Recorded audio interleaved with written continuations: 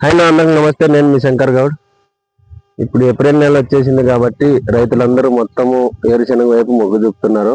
వేరుశెనగ వేసుకునేటప్పుడు తీసుకునే జాగ్రత్తలు అవి ఏంటో చెప్తాను ఈ వీడియోలో తెలుసుకుంటాను. ముందుగా వేరుశెనగలు వేసుకోవాల్సిన రైతులు ఎర్రనాల భూముల్ని ఎంచుకుంటే చాలా బాగుంటుంది. ఇంతకు ముందు ఆ భూమిలో ఏదైతే పంట వేసినారో దాన్ని నీట్గా తొలగించాలి. తొలగించిన తర్వాత ఒక తడి కట్టిన తర్వాత నేల లెవెల్ ఉందో లేదో చూసుకోవాలి. చూసిన తర్వాత 1 లేదా 2 సార్లు దున్నుకోవాలి. దున్నుకున్న తర్వాత పసలెరువు ఉంటే పసలెరువు కానీ లేదంటే సింగిల్ సూపర్ పొటాస్ ఎకరానికి 100 కేజీలు వేసుకుంటే చాలా బాగుంటుంది. ముందుగా మంచి విత్తనాలు ఎంచుకునండి. తర్వాత ఎకరానికి 60 నుంచి 70 కేజీలు అయితే సరిపోతుంది.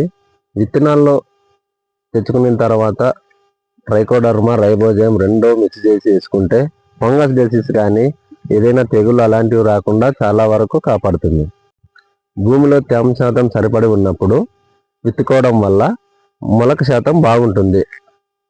ఇలాంటి మరిన్ని వీడియోల కోసం మా ఎస్జీ రైతు మిత్ర యూట్యూబ్ ఛానల్ని లైక్ అండ్ సబ్స్క్రైబ్ చేసుకోండి.